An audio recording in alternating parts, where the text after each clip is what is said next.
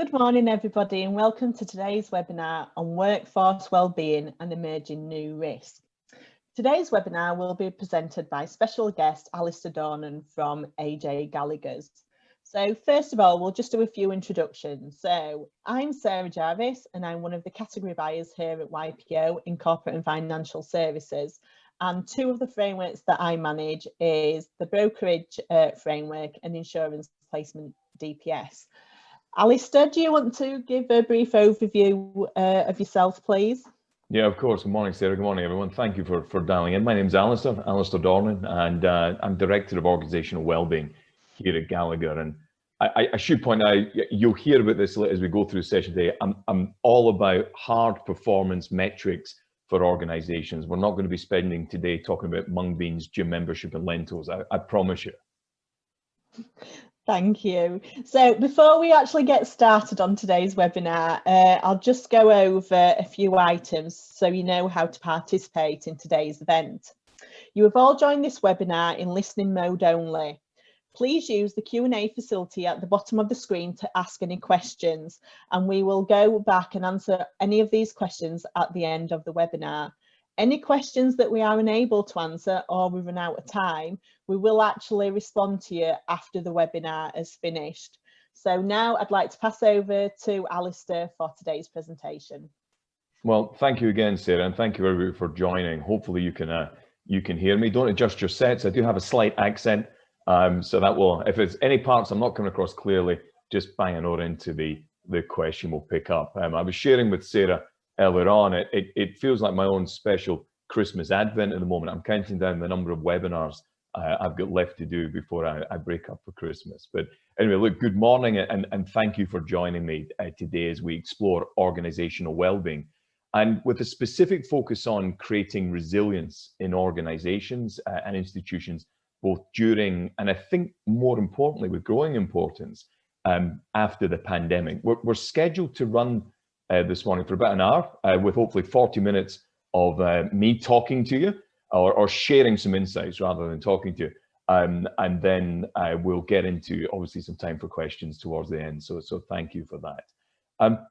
I do want to share maybe a bit of positioning for you. And look, when Sarah and the team at YPO approached me, if I could offer some viewpoints on changing wellbeing goals post-pandemic and the link, if indeed there is one, between the employee and resilience, I was keen to offer you something that didn't start with the world of work is changing or these are unprecedented times. So if you do have buzzword bingo, you can put that to one side. I'm hoping not to be going into that amount of detail today. But during today's session, I'm going to share my viewpoints and try to weave in where I can some live client examples. And of course, provide you with some research-based findings because, hey, you know, otherwise it's just my opinions. But I can give you the research base. It helps to validate any decisions that you might take off the back of today's session. I hope that some of that will resonate with you and enable you to make some changes to help your people and your organization have lasting impact. And look, as I mentioned, my name is Alistair Dornan, Director at Organisational Wellbeing here at Gallagher, and I've been fortunate to work with a good number of public and private sector clients, helping them to get under that people challenge here in the UK and abroad. In a career spanning over 20 years. And I run a team, as I mentioned earlier, we don't do the mung beans, gym membership and lentils, but I run a team that specializes in the hard elements of organizational strategy and performance through the lens of your people. And the model that you see in front of you just now is kind of, we do a load of stuff that sits behind there, but these are the key elements that we think build up to organizational well-being. So that's the physical and emotional well-being, and I'm going to touch on several of those points as we go through today, particularly in mental health. It's become like one of the major challenges that organizations are facing at the moment.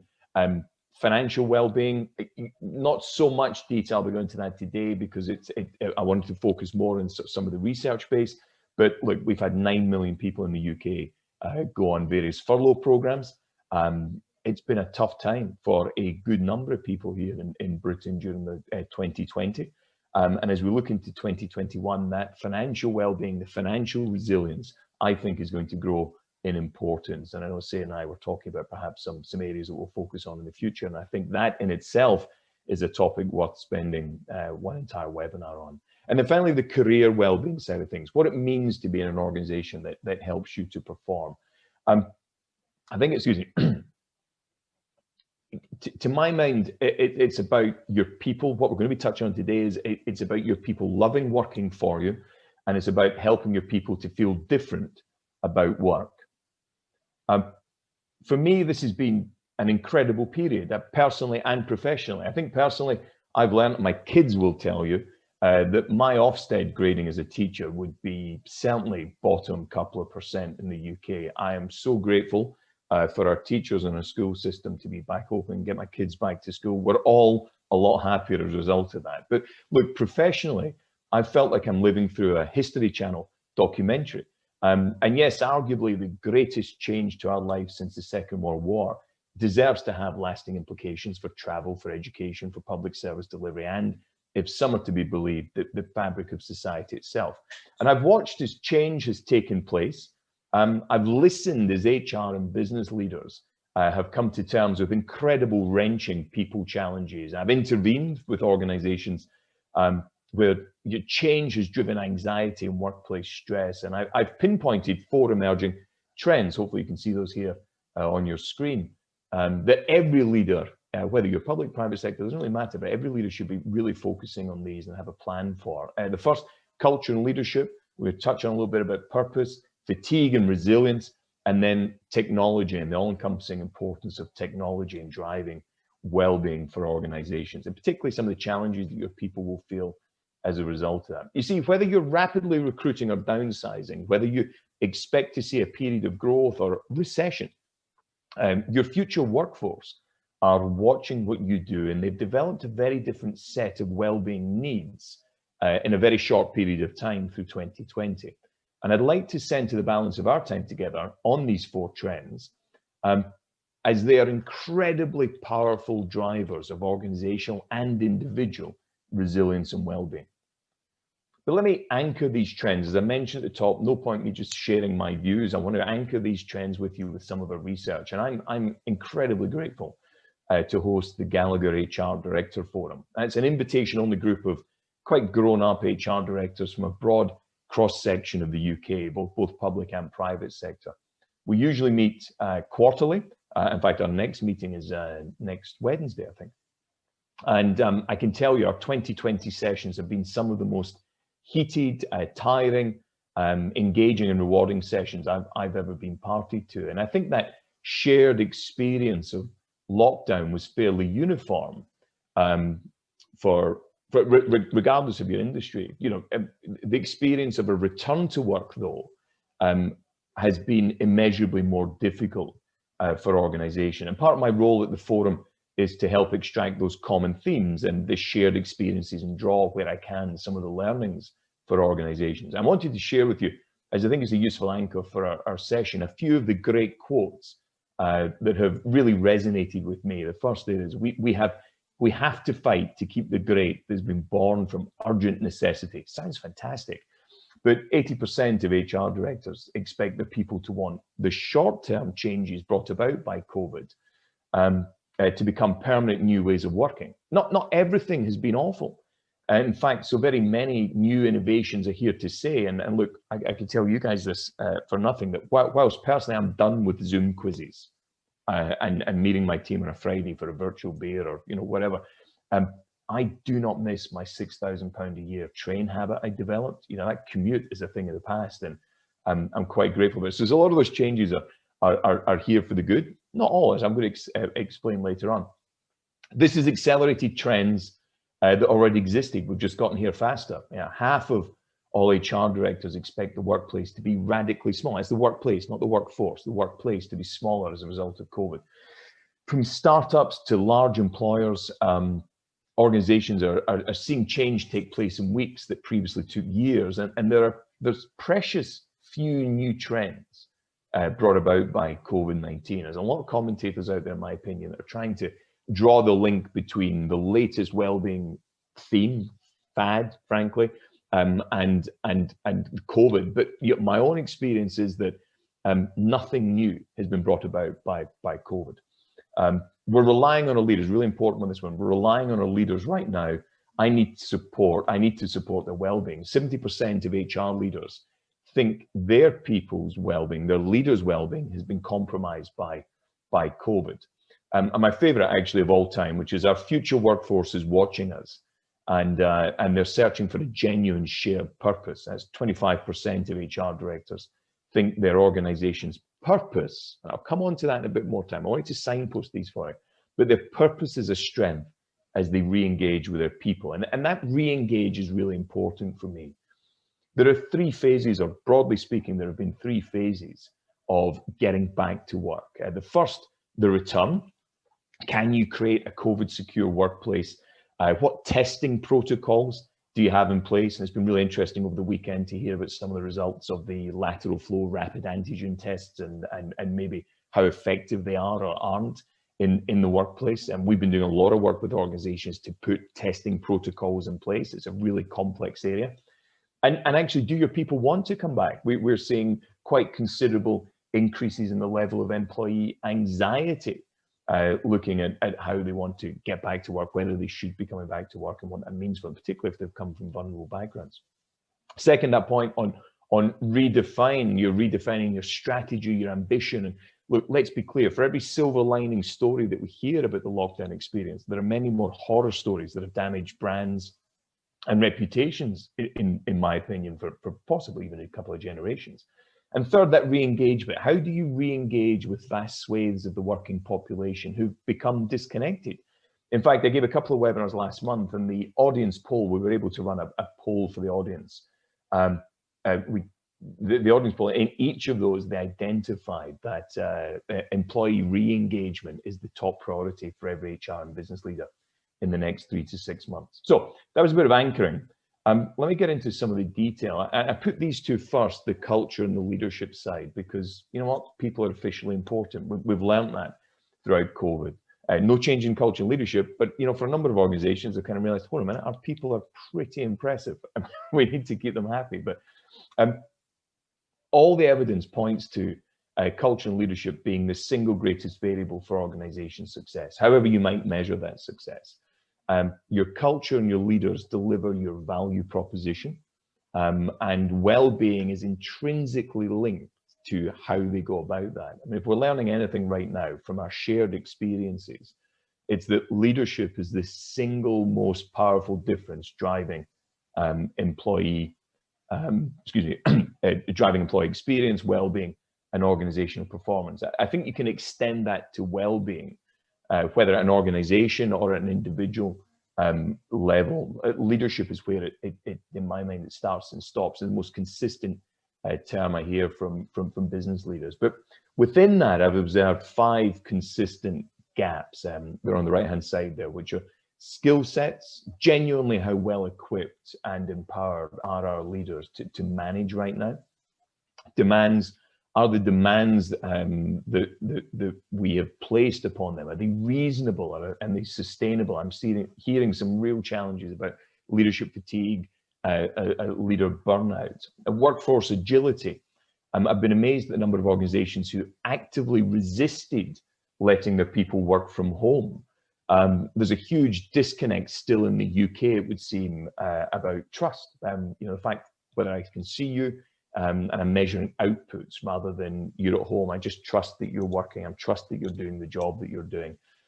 It's a real fascinating area for me around the whole well-being, resilience, and commitment agenda. And then we look at technology-led leadership. Many of our organizations had to adapt and adopt new approaches to leadership and engagement. And I like to see my people, which is something I have quite a few times actually, but it can often be interpreted as a proxy for I've actually not got the skills to manage in a technology-enabled world. And then the final point there, exhaustion of crisis management.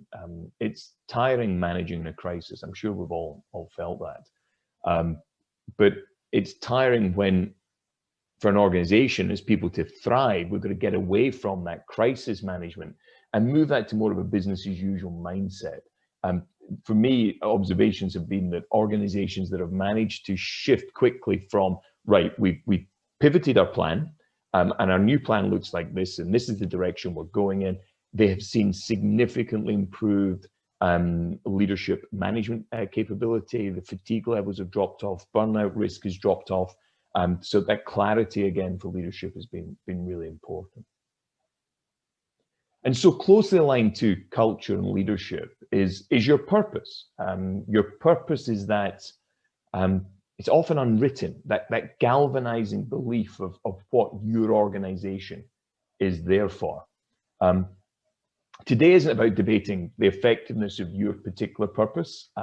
We can do that another time, I'm sure, but more to share that having a clearly defined purpose is critical when making the link between your people, their engagement, and the resilience of your organization. Let me give you a quick story on that one. So in March, I interviewed the chief executive of Connell's estate agents, nationwide estate agency organization. I was interested to hear the story of how they bucked the trend in their market by keeping their people, securing their pay and their bonuses, and help those individuals to navigate through the last few months. And the last things, I mean, we do a series at Gallagher with leaders. It's called the In Conversation With. You can download them from our website anyway. You know, some of them are worthwhile listening to, but this one with David particularly resonated. And it was the lasting statement from David that really struck with me. And when we recorded the podcast, it was the final piece, very emotive, from David, the CEO, said, "Alistair, we've been incredibly successful because of our people, because of our culture, and because of our purpose. And it's that purpose that endures, and it's my duty to deliver on that." I was like, wow, you know, you wouldn't expect it at that time from a number of leaders. You certainly wouldn't have expected it probably from an estate agency. But I use the example of Connell's as David pointed out, that a competitor at the same time, so they made a bold decision, but a competitor made all the people redundant the day before lockdown began in March. And it was on exactly the same day. And independently, Connell's took a very different decision built upon their organization's purpose. And then, of course, have experienced the fastest moving housing market on record, where instead of having to go and recruit 7,000 people back into their roles, they kept 7,000 people. And that purpose is linked directly to performance, and frankly, both drive well-being. And I think how you managed your workforce during COVID will live long in the memory and be talked about for many years to come.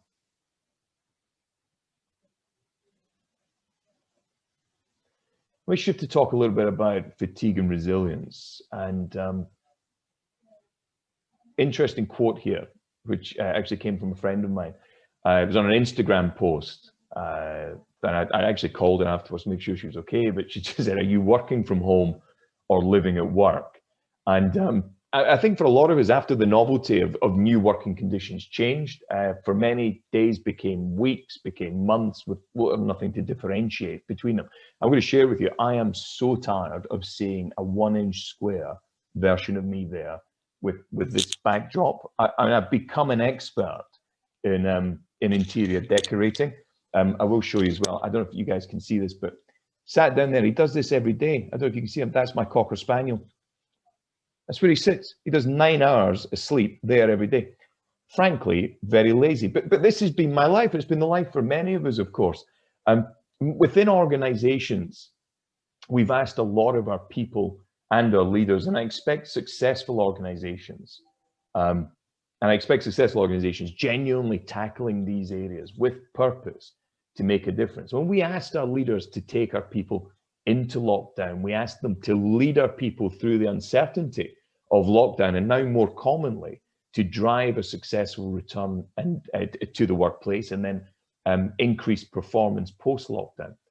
When 90% of our people have swapped their commute time for extended working hours, I encourage leaders to think carefully about the lasting implications and consequences. I know I did that the first few months, March, April, May. I loved this. You know, I was getting up at 6:30, breakfast with my kids, going for a run, getting my bike, you know, taking the dogs for a walk, doing whatever, sitting down at 10 to 9, having a good day, maybe finishing at 3, 4, 5, maybe doing a bit later.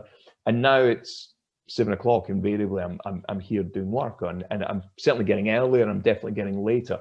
And I'm not sure of my own mental health as a result of that. And of course, I've got access to great services, so that's me. Wonder about all the people surrounding that. And, to my mind, that fallout has been seen in a number of areas, and particularly I want to share some with you. I mean, mental health service needs at the moment are at epidemic levels. I was speaking with CEO of one of the big insurers, private medical insurers last week, and their mental health demand for services up 30%. Look at the British Association of Counselling Practitioners, and psychotherapists. They reckon they're up about 40%. So mental health is at epidemic levels. And hey, do you know what? Stigma in the workplace is still preventing people from seeking help. And that's especially so when job vulnerability is so prevalent. If you ask people, I've seen it in my teams, I've seen it in our business. We're an employer as well as a consultancy. How are you getting on? Yeah, I'm doing really well. I'm going to hold my hand up and say, I'm kind of bored of this. I find this difficult now. I find this frustrating now. I don't mind. I don't worry about stigma. I'm maybe in a fortunate position where I can do something about it, though. And I wonder how many, maybe the thousands of people that are employed by your organizations, and how many of them can say the same. And our organization is really helping them and their leaders. Stigma is a big issue. Training needs, a lot of organizations pull back on their training, particularly during this time. They've left, in my opinion, there's a good number of leaders and individuals left without the skills that they need to manage and navigate through the challenges. And look, you've got a bit of a hiatus now, particularly if you're in England, depending what tier, of course, you're in. We do have a bit of a hiatus when you can put your training plans back in place. Get them online if you can. You get back to investing into your people. And I'll give you another one, the legislative responsibility around fatigue and resilience. And interested to get your viewpoints, but did you know that you have a legislative responsibility to conduct a stress risk assessment, record your findings, and have a published stress policy? Don't worry if you don't, because not many organizations do, but the health and safety executive make it abundantly clear. You have a legislative responsibility to conduct those three things. For me, as I mentioned earlier, when we've lived through the single greatest change to our workplaces since the Second World War, I reckon it's probably wise to conduct a stress risk assessment or risk assessment of your people right now. It may also be worthwhile noting that the health and safety executive had a cash boost from government to increase inspection activity as well during COVID and post-COVID. And what I'm seeing with clients, and this is a global trend, we are a global business, and we are able to draw on those learnings from different time zones, is an increase in burnout in key roles. So you shouldn't overlook the long-term consequences of fatigue, and especially as job retention schemes come to an end. I know for a number of you might not be impacted by that, but I do spend a lot of time with clients and organizations who are battling with well, what do we do when this takes place? I mean, how do we retain people? And of course, for employees in that same space, it's a deeply anxious time. So there's a real sense of anxiety and uncertainty that's going to be prevalent amongst the workforce. Let's talk briefly about technology and its role in driving well-being. So 75%. Well, COVID spread, in my opinion. I mean, one of the things, maybe a bit of a tongue-in-cheek, but COVID spread more than a virus. But there were workflow technology trends already existing. 75% of HR directors, let me just change the screen here.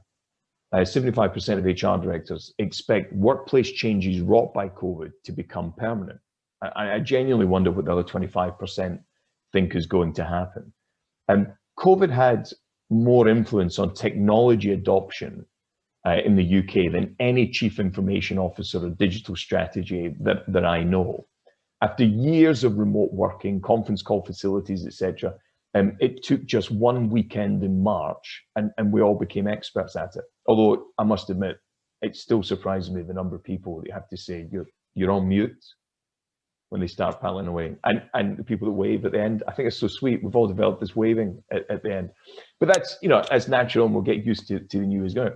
I don't need to labor the point on technology. So let me instead, and we all know about technology, Zoom, and the way that we're more fluid and working, and people are reporting different approaches, and all that's kind of great. But I want to talk about some of the interesting dynamics that are going to shape what it means to engage your people from here on in. First up, you can't go back. No matter what we think, there will not be a return to the old normal. I know that you hear that a lot. You hear it in the news of, well, when will we return to normal? It ain't going to happen. We're heading forward, and we're heading forward, in my opinion, to, there's really an interesting trend here. I'm not quite mentioned here, but it's about the borderless workforce. What that looks like, I don't know, but we're definitely heading forward. I mean, look, I'll give you my own personal example. I'll still go to London. That's where my office is. So I should point out, it's where my office is. And I used to commute 4 hours a day, but I'm damned if I'm going to commute every single day from here on in. I've spoken to my boss about it, and I've said, look, I like this.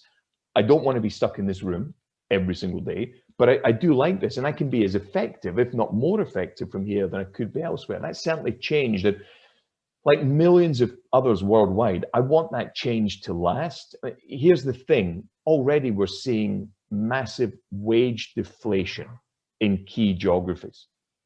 It appears that as soon as the link between jobs, skill sets, and concentrations, like we find in big cities, as soon as that's broken, the need to pay higher wages to attract that talent in a competitive market disappears.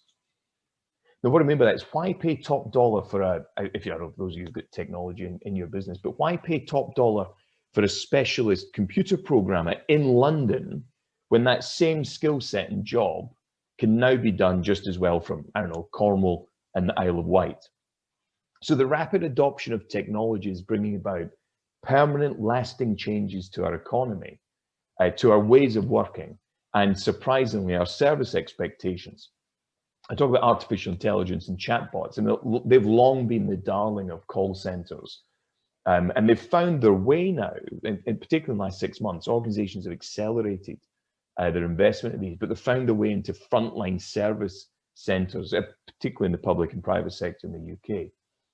And I've added an end, and I think, sorry, I should say, to my mind, that's got quite real consequences for the future of our job market, the future well-being. People now working fluidly between tech-savvy call center type environments is going to have quite lasting consequences. But I've added a piece here at the end around a salutary lesson in the power of social media and getting it right. This is the Instagram hashtag home office, especially when you think about your own employer brand and value proposition, where well-being is so intrinsically linked, particularly if you're looking to recruit in the future. Which of course all of us are, but one of the fastest trending hashtags on Instagram during lockdown was the hashtag home office, where people were sharing what work was really like when not in the traditional environment. So it was more powerful than anything on Glassdoor. Organizations globally found themselves winning or quite often losing share of mind with a younger talent pool through a channel completely beyond their control. So imagine that, people are talking about, I'm actually, this is my office, that's my Cocker Spaniel. It's an okay environment. We did a conference for all of our staff recently, and there were people working on ironing boards. There are people that are sharing a bed because they're in a one-bedroom apartment. Not everybody's home working experience was great, and the way that fronted up for organizations was outside of their normal control. Do you control the environment your people live in? No, but do you have a responsibility for the environment that they work in, and can they do good work if they're in an environment that's not right for them? We've had a number of crazy kind of stories, but do have a look at the Instagram hashtag home office. It was interesting. It actually brings me back to the ironing board in the spare room. How you think about your workforce as an organization should have changed. How they think about you and the impact on the mental health, the burnout, the physical and emotional well-being certainly has. And how you plan, oh, I've jumped on, sorry, apologies, let me come back to that there. You're doing so well. And how you plan to return, redefine and re-engage with your people, your customers and the communities that you serve will be felt, honestly, for many years to come. That's me kind of drawing a close there. I think in summary, the lasting consequences of COVID we kind of responded very, very well. However, there are real areas of fallout to my mind, in those three areas around mental health. It is deeply concerning the significant increase in claims that we're seeing coming through, the risk that presents to organizations, and the lost absence, because a lot of people working from home, not all people working from home, I accept that, but the anxiety and absence that we're not tracking. What we're seeing is a good number of people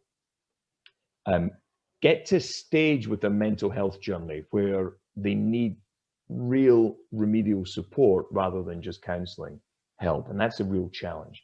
Second is in that the physical health, the physical environment that people are in. Third, financial well-being. If financial well-being isn't on your agenda as a leader in organizations right now, it really needs to be, because as we push through into 21 with the expected increases in unemployment, we've obviously got the chaos of Brexit that is still to come. I have no political affiliation either way, I should say, on that one, just quickly.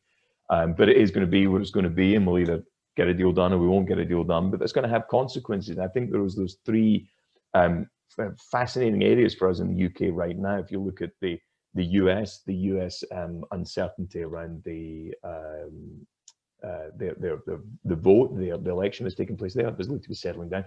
Overlay that with COVID, and then don't forget we're going to overlay that with Brexit. We're heading for very, very complex times. So let me just pause there. I did rattle through that a lot quicker than I thought I was going to, but thank you for your time. And look, as a final plug, Gallagher launched our annual benefit strategy and benchmarking survey just at the back of November there. It's now in its third year, and it's proving to be a really valuable or invaluable resource for HR, business and institution leaders, just to understand some of the trends, some of the developing themes. And look, please do get in contact with Sarah and the team or me directly, and be really happy to get you a copy of that, just even from a wellbeing trends perspective, so you can understand more about your future workforce. Good. Sarah, let me pass back to you. Thank you, Alistair. That was really, really interesting. Oh, thank you. And I think people can relate to it as well, because like you say, we've never had a year like this before. Right at the beginning of lockdown, I loved it. But now I'm like you, I'm fed up of sitting in this bedroom. I really, really am. But like I say, I'm sure everybody else is feeling the same as well. So we haven't had any questions asked. So if anybody's got any questions, please fire them through to us now. We have finished a little bit earlier than we thought. I did. I'm so sorry. I rattled through that. When I'd been through it before, it was like 45 minutes, and then I'm like half an hour. Sorry. I will be sharing this recording of the webinar once it's available, probably tomorrow or Wednesday. And if you do have any questions after today's webinar finishes, please let me know, and I will get in contact with Alistair, and we will come back with a response for you. It doesn't look like we're getting any questions, so I'd like to say a massive thank you to Alistair. We really do appreciate your help, and without your support we wouldn't be able to do these webinars. And I'd like to thank everybody else for attending today's webinar, and I will see you all soon. Take care. Thank you. Thank you so much, Sarah. Bye now.